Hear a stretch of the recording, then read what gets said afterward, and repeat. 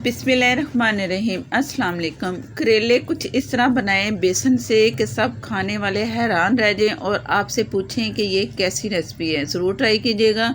Channel पर नए हैं तो प्लीज़ मुझे सपोर्ट करने के लिए चैनल को सब्सक्राइब कर लें, साथ में जो बेल है ज़रूर प्रेस करें, उसी से ही नोटिफिकेशन मिलता है। तो शुरू करते हैं। फेसबुक पर हैं तो प्लीज़ लाइक कर दें, शेयर कर दें। करेले मैंने पहले धो लिए, धो के इन्हें सुखा लिया अच्छा सा। जब खुश्क हो गए करेले तो उन्हें साफ़ किया, साफ़ करके उनके बीज निकाले सारे और काट लिया। इसी साइज़ में आप काटेंगे तो सही रहेगा। अब इसमें लाल मिर्च पाउडर 1 टीस्पून, मसाले इसमें जाएंगे सारे, और हल्दी 1/2 टीस्पून, चाट मसाला 1 टीस्पून, नमक हस्बे ज़रूरत या 1 टीस्पून लेवल करके, और एक ख़ास चीज़ जाएगी इसमें, यह है बेसन। बेसन में जो बड़ा टेबल स्पून होता है ना, वो मैं इसमें डाल रही हूँ। तकरीबन 1 डाला है, ये आपके सामने है। और इतना बेसन इसमें डालते जाएंगे कि आपको ऊपर से उसकी एक लेयर नज़र आनी चाहिए।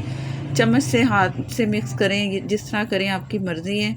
तो इसे बेसन को आपने अच्छा सा मिक्स करना है। फ़िलहाल मैंने 1 चम्मच डाला है, जो बड़े वाला सर्विंग चम्मच होता है ना, वो मैंने भर के डाला है, फुल भर के। और अभी इसमें कम है बेसन। बेसन से ही इसका जायका आपको बहुत A1 मिलेगा।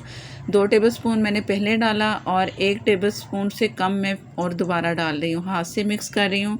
जितना बेसन आपको इसके ऊपर लगा नज़र आए, और जो नीचे आपको मैं दिखा रही हूँ, ये बेसन बहुत अच्छे से करेले पे लग चुका है। बेसन बर्तन में नज़र नहीं आना चाहिए। बस सारा आपने जितना भी बेसन लगे उसी हिसाब से आपने बेसन लगाना है। और ये टोटल बेसन मैंने लगा दिया है।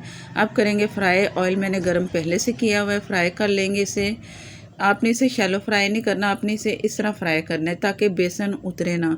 अगर आप कम ऑयल में फ्राई करेंगे तो फिर ये होगा कि बेसन उतर जाएगा। जैसे ही थोड़ा सा कलर नज़र आए, चम्मच से आप चला दें इसे थोड़ा सा।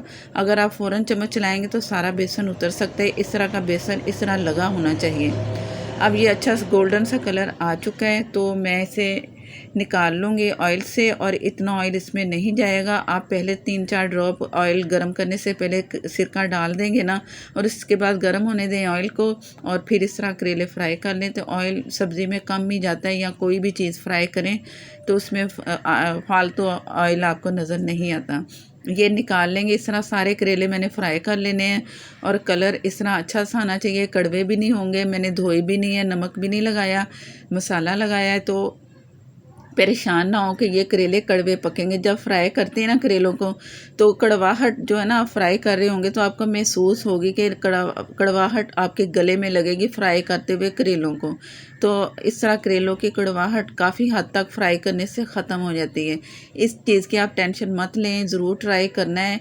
बहुत ही अच्छी मज़ेदार सी ये रेसिपी तैयार होगी कि खाने वाले आपसे पूछेंगे कि ये किस तरह आपने रेसिपी तैयार की। बेसन से एक अलग जायका, मज़ेदार सा जायका आपको मिलेगा। तो इस तरह ये तमाम करेले मैंने फ्राई कर लिए। अच्छा सा कलर देना है, गोल्डन सा क्रिस्पी करेले होने चाहिए। ये काम करके अगला क्या काम करने वाले हैं वो मैं आपको दिखाती हूँ। और करेले जो आपको लगे कि थोड़ा सा नहीं है उसे वो कलर आया, तो आप उसे पलट पलट के करेलों को, उनको भी आप कलर दे के, तमाम करेले एक जैसे होंगे तो आपने निकालने हैं। तो अगला काम करते हैं कि क्या करने वाले हैं। ये तमाम करेले मैंने फ्राई कर लिए। अब इसे अलग बर्तन में आप छोड़ दें, और आप करते हैं इसकी अगली तैयारी।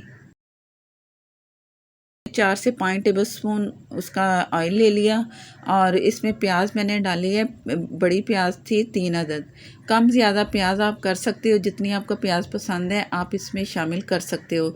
इससे मैंने सॉफ्ट करना है, कलर नहीं देना प्याज को। बस इतना है कि ये सॉफ्ट हो जाए, इसका कलर थोड़ा सा चेंज हो जाए, रेड की तरफ नहीं लेके जाएंगे। और ये प्याज हो चुकी है। और लाल मिर्च पाउडर 1/2 टीस्पून डाल लें, या 1 टीस्पून। कुटी मिर्चें 1/2 टीस्पून, हल्दी 1/2 टी से कम। करेलों में भी मसाला गया है। अब इसमें भी आप हस्बे ज़रूरत जितना रिक्वायर्ड है उतना आप डालें, नमक मिर्च जिस तरह आपकी मर्ज़ी।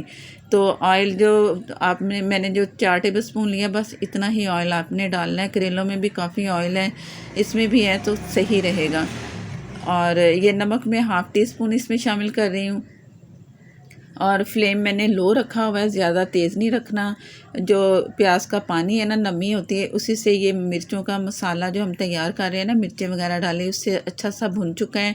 टमाटर मैंने 3 अदद लिए, आप टमाटर भी कम ज़्यादा कर सकते हो। अगर आप टमाटर नहीं डालते तो दही डाल सकते हो। 1 टीस्पून कुटा हुआ फ्रेश लहसुन और अदरक का पेस्ट मैंने इसमें डाल दिया पानी के बगैर जो मैंने कूटा था। अगर वैसे डालेंगे तो 1 टेबलस्पून डाल दें।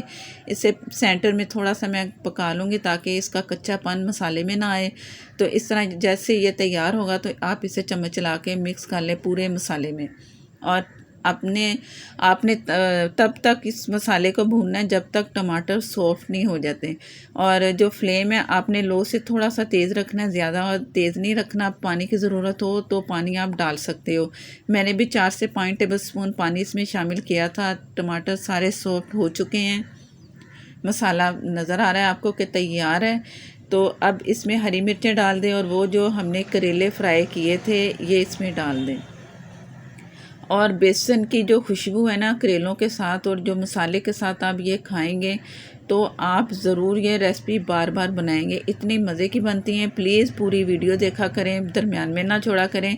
और पूरी वीडियो देखेंगे तभी आपसे ये रेसिपी बहुत अच्छी और आराम से बनेगी। नहीं तो अगर पूरी वीडियो नहीं देखते तो गलती होती है, तो जिससे रेसिपी ख़राब हो सकती है। ज़रूर ट्राई कीजिएगा और वीडियो अच्छी लगे तो लाइक देना मत भूला करें। मैंने 3 से 4 मिनट उसे दम पे छोड़ दिया था जिससे करेले सॉफ्ट हो चुके हैं।